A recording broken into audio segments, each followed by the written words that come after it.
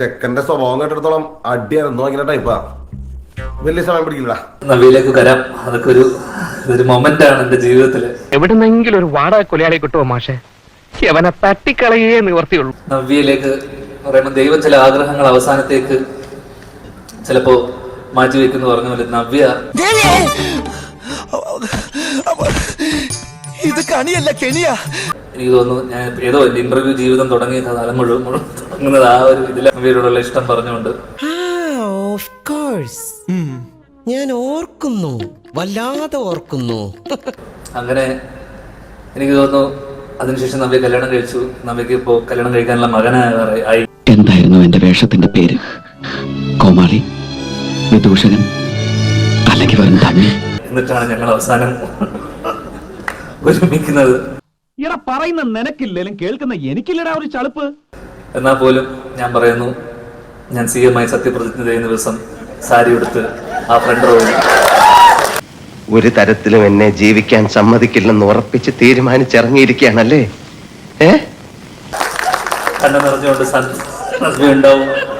അമ്മയുടെ president ആകുമ്പോഴല്ല CM ആകുമ്പോ വന്നാൽ മതി. നീ ഒന്ന് നന്നാവുമെന്ന് ഞാൻ വിചാരിച്ചു. എനിക്ക് തെറ്റിപ്പോയടാ. മാനവും മര്യാദയായിട്ട് ജീവിക്കുക. വേണമെങ്കിൽ നിന്റെ കാല് പിടിക്കാം. വിജയ്, തമിഴ്നാടൻ വിജയ് CM ആയപ്പോ ഞാൻ തീരുമാനിച്ചു അടുത്തൊരു 15 വർഷത്തിലേക്ക് CM ആവാം എന്നുള്ളൊരു തീരുമാനം എടുത്തിരിക്കുകയാണ്.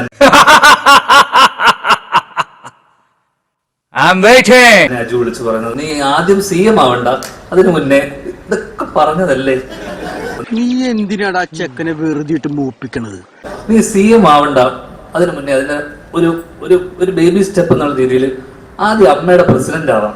അനാവശ്യമായി എന്നെ പ്രോത്സാഹിപ്പിച്ച് പല തവണ കുഴി ചാടിച്ചിട്ടുള്ളവനാണ് നീ. നിനക്ക് ആത്മവിശ്വാസം തരുന്നത് എന്റെ തെറ്റാ. അമ്മയുടെ പ്രസിഡന്റ് ആയതിനു ശേഷം നമുക്ക് 15 വർഷത്തിനുള്ളിൽ നമുക്ക് ചാരിറ്റി ഒക്കെ ചെയ്യണം. ആൾക്കാരെ പറ്റിക്കാൻ, കണ്ണിൽ പൊടിയാൻ ചാരിറ്റി ഒക്കെ ചെയ്യണം. പറയുന്നതൊന്ന് പ്രവർത്തിക്കുന്ന വേറൊന്നും.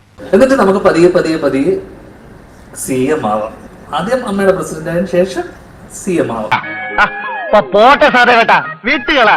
ബുദ്ധിയില്ലാത്ത അവൻ എന്തെങ്കിലും പറഞ്ഞ് വിവരമില്ലാത്ത നിങ്ങളല്ലേ അത് ക്ഷമിക്കേണ്ടത്. പക്ഷെ CM ആയി എവിടെയോ ഒതുങ്ങിക്കൂടാനിരുന്ന് ആഗ്രഹിച്ച എന്നെ അമ്മയുടെ പ്രസിഡന്റ് ആക്കി തീരൂ എന്നടങ്ങിയ വാശിയുള്ള എന്റെ മെന്ററിനെ ഈ വേദിയിലേക്ക് ഞാൻ വീണ്ടും ഞാൻ പറയുന്നു, അവനൊരു സാമൂഹ്യ ദുരന്തമാണ്. അതോടൊപ്പം തന്നെ ഒരിക്കലും ആവാൻ പാടില്ലാത്ത, ഞാൻ ആഗ്രഹിക്കാത്ത അമ്മയുടെ പ്രസിഡന്റ് സ്ഥാനം ഞാൻ ഇവിടെ രാജിവെക്കും. എന്താണ് ഒരു കളലക്ഷണം? രാജിവെച്ചു.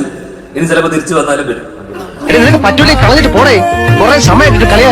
കണ്ണ് നനച്ചുകൊണ്ട് നന്ദി ഉണ്ടാവും എന്നുള്ള എല്ലാ പ്രതീക്ഷയോടെ ഞാൻ നിർത്തുന്നു.